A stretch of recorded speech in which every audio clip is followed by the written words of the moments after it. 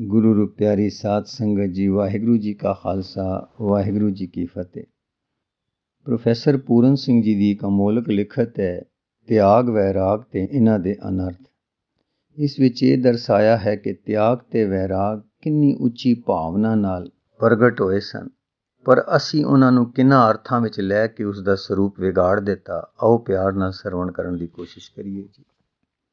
देश विच पता नहीं की जाणीए कित्थों किधरों किवें ते क्यों अपवित्रता आ गई है कि साडे हाथी ऋषियां दा एडा वड्डा आदर्श त्याग ते वैराग दा आदर्श मलियामेट हो गया। महात्मा बुद्ध ने त्याग कीता, ईसा ने त्याग कीता, शंकर ने त्याग कीता, राम कृष्ण परमहंस ने त्याग कीता, स्वामी दयानंद ने त्याग कीता, स्वामी राम ने त्याग कीता, भरथरी हरि ने त्याग किया, गोपी चंद ने त्याग किया, पूरण भगत ने त्याग किया ते वैराग दा बाणा लिया। बस हुण किसान भी हल वाहुण दा त्याग। ओह उन्हां जिहा रूप संवार चले गंगा तट नूं, चले ऋषिकेश नूं। उत्थे अन्न मुफ्त मिलदा है। छोटे छोटे बालक ते नौजवान भी कुदे। आहा हाँ, आदर्श दे दर्शन होए। कमीज ते पजामा ला सुटिया, जोश आया, वैराग आया। गेरुए रंग दे बस्तर धारण करी फिर रहे ने ते दिन कटदा ही नहीं, रात लंघदी ही नहीं। जंगल वड वड खांदा है, एकांत भावदा ही नहीं। सभावां होण, पुलपिट होण, कालज होण, सकूल होण, आप अपने आप दान नूं तैयार हो। बलिदान हो चुकिया, यग हो गया। इस्त्री दा मूँह देखना, मत्थे लगना पाप है। बड़े बड़े वैराग दे ग्रंथ खोल असी गेरुआं रंगे अपनियां मावां भैणां ते धीआं नूं नंगियां कर उन्हां दे हड्ड मास दी नस नस गिण के उन्हां दा अपमान कर रहे हां। क्यों भाई? बिना इस दे भला वैराग ते ब्रह्मचर्य दी पालना कदों हुंदी है?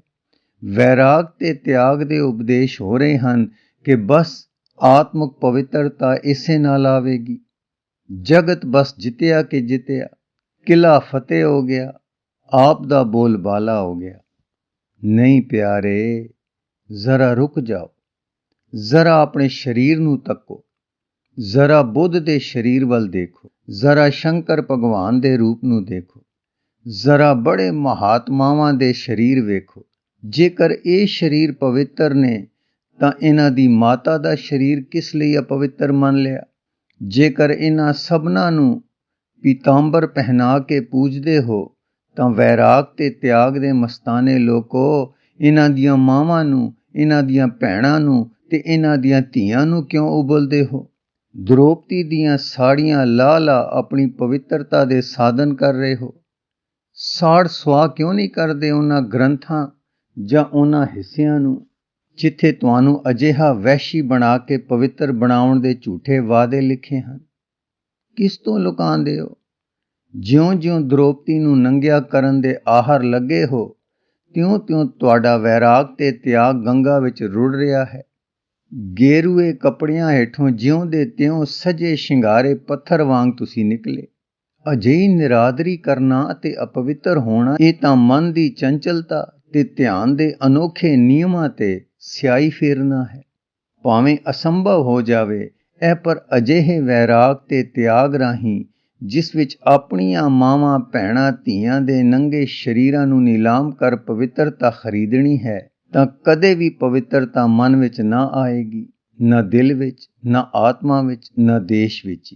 मेरा विचार है कि कारण भावें कुछ भी होवे, साडे देश विच झूठे त्याग ते वैराग दे उपदेश ने पवित्रता, निर्छलता ते सच्चाई दा नाश कर दिता है।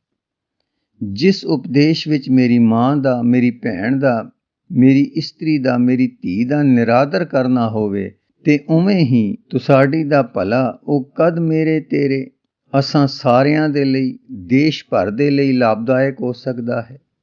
सूरज भावें अन्ना हो के काला हो जावे, है पर जिथे इस्त्री जाति दा अजिहा अपमान होंदा होवे उथे अपवित्रता, गरीबी, दुख, कंगाली, झूठ, ਕਪਟ ਰਾਜ ਨਾ ਕਰਨਾ, ਚੰਡਾਲ ਗੱਦੀ ਤੇ ਨਾ ਬੈਠੇ। ਇਹ ਸਭ ਕੁਝ ਕਦੇ ਵੀ ਨਹੀਂ ਹੋ ਸਕਦਾ। ਹੇ ਬੁੱਧ ਭਗਵਾਨ, ਕਿਉਂ ਨਾ ਤੁਸੀਂ ਆਪਣੇ ਪਿੱਛੋਂ ਆਉਣ ਵਾਲੇ ਬੁੱਧ ਦਾ ਨਾਮ ਲੈ ਕੇ ਸੰਸਾਰ ਨੂੰ ਅਪਵਿੱਤਰ ਬਣਾਉਣ ਵਾਲਿਆਂ ਦਾ ਵਿਚਾਰ ਕੀਤਾ।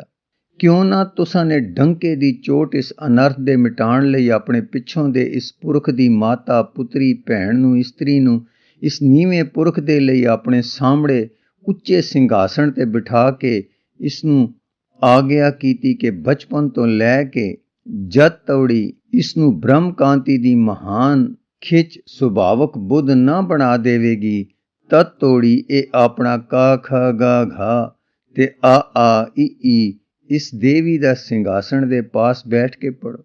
ਜੋ ਕੁਝ ਹੋ ਗਿਆ ਜਾਂ ਬੁੱਧ ਪੈਦਾ ਹੋ ਹੀ ਗਿਆ ਤਾਂ ਉਸ ਨੂੰ ਕੀ ਲੋੜ ਪਈ ਸੀ ਕਿ ਤੁਹਾਨੂੰ ਭਿਕਸ਼ੂ ਹੋਣ ਦਾ ਉਪਦੇਸ਼ ਦਿੰਦਾ।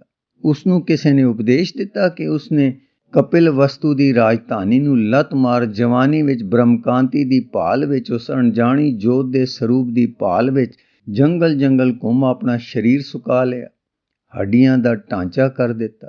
ਹੇ ਭਗਵਾਨ, ਆ ਕੇ ਹੁਣ ਜ਼ਰਾ ਦੇਖੋ ਤਾਂ ਸਹੀ, ਤੁਹਾਡੇ ਪਿੱਛੋਂ ਅੱਜ ਤੋੜੀ ਮੁੜ ਬੁੱਧ ਨਾ ਹੋਇਆ। ਕਿਸੇ ਮਾਤਾ ਨੂੰ ਉਹਨਾਂ ਦੀ ਮਾਤਾ ਵਾਂਗ ਬ੍ਰਹਮਕਾਂਤੀ ਦਾ ਦਰਸ਼ਨ ਲਾਭ ਨਾ ਹੋਇਆ ਅਤੇ ਕੋਈ ਮਾਤਾ ਵੀ ਬ੍ਰਹਮਕਾਂਤੀ ਨੂੰ ਗਲ ਨਾਲ ਲਾ ਬੁੱਧ ਨੂੰ ਆਪਣੇ ਢਿੱਡ ਵਿੱਚ ਨਾ ਅਨੁਭਵ ਕਰ ਸਕੀ। ਉਹਨਾਂ ਦਾ ਨਾਮ ਰਹਿ ਗਿਆ ਹੈ, ਜਿਸ ਦੇ ਸਹਾਰੇ ਇੱਟਾਂ, ਪੱਥਰਾਂ, ਰੋੜਿਆਂ ਦੇ ਕਈ ਮੰਦਰ ਖੜੇ ਹੋ ਗਏ, ਬੁੱਤ ਬਣ ਗਏ, ਪਰ ਮਨੁੱਖ ਡੁੱਬ ਗਿਆ। ਇਸ ਦੇ ਭਾਰ ਹੇਠ ਦਬ ਕੇ ਮਰ ਗਿਆ। ਮਨੁੱਖਤਾ ਅਪਵਿੱਤਰਤਾ ਦੀ ਜਿਲਣ ਵਿੱਚ ਫਸ ਕੇ ਮਰ ਗਈ। ਜਿਸ ਦੇ ਬਚਾਉਣ ਲਈ ਆਪ ਆਏ ਸੀ ਉਹ ਨਾ ਬਚਿਆ। ਹੇ ਭਗਵਾਨ, ਆਪ ਪਾਸੋਂ ਬੇਨਤੀ ਨਾਲ ਆਗਿਆ ਮੰਗ ਕੇ ਆਪ ਦੀ ਸੇਵਾ ਵਿੱਚ ਹਾਜ਼ਰ ਹੁੰਦਾ ਹਾਂ। ਆਪ ਨੂੰ ਤਾਂ ਹਿਮਾਲਾ ਪਾਉਂਦਾ ਸੀ, ਆਪ ਨੂੰ ਤਾਂ ਵੇਦ, ਸ਼ਰੂਤੀ, ਦਰਸ਼ਨ ਗ੍ਰੰਥ ਬ੍ਰਹਮਕਾਂਤੀ ਦੇ ਦਰਸ਼ਨ ਲਈ ਹੋਰ ਕੰਮ ਕਰਨ ਹੀ ਨਾ ਦਿੰਦੇ ਸਨ। ਆਪ ਨੂੰ ਕੋਈ ਹੋਰ ਹੱਲ ਨਹੀਂ ਸੀ ਚਲਾਉਣਾ। ਆਪ ਦੇ ਦਰਸ਼ਨਾਂ ਤੋਂ ਹੀ ਚੰਦ ਸੂਰਜ ਉਸੇ ਨੀਲੀ ਖੇਤੀ ਵਿੱਚ ਜੋਤੀ ਨੂੰ ਸਹਿਜ ਸੁਭਾਅ ਬੀਜਦੇ ਸਨ।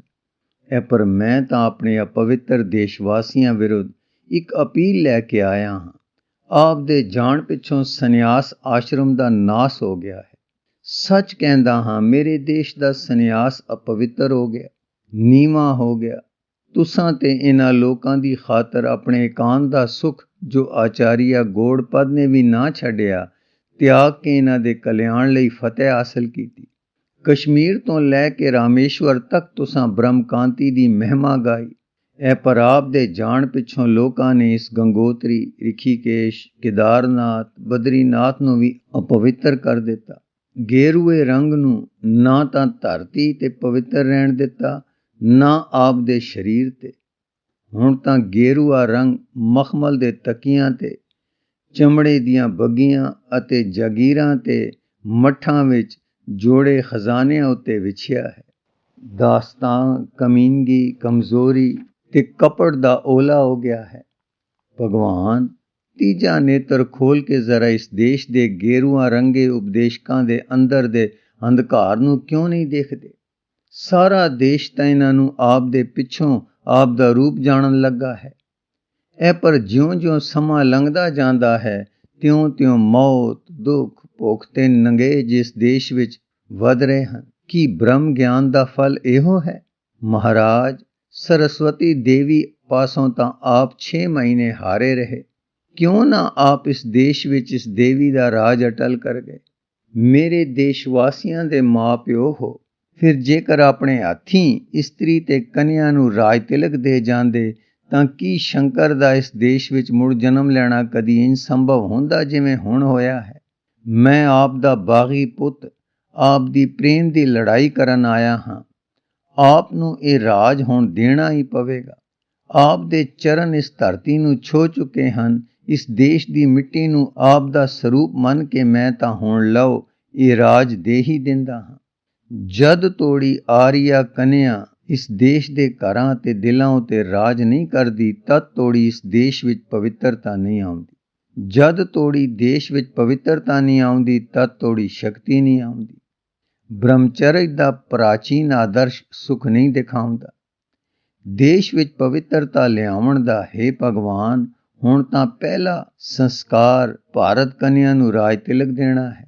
ਸੱਚ ਹੈ, ਦੇਸ਼ ਵਿੱਚ ਅਪਵਿੱਤਰਤਾ ਸਮੁੱਚੇ ਰੂਪ ਵਿੱਚ ਹੈ।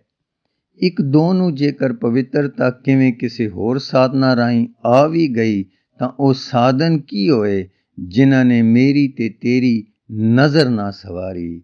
ਵਾਹਿਗੁਰੂ ਜੀ ਕਾ ਖਾਲਸਾ, ਵਾਹਿਗੁਰੂ ਜੀ ਕੀ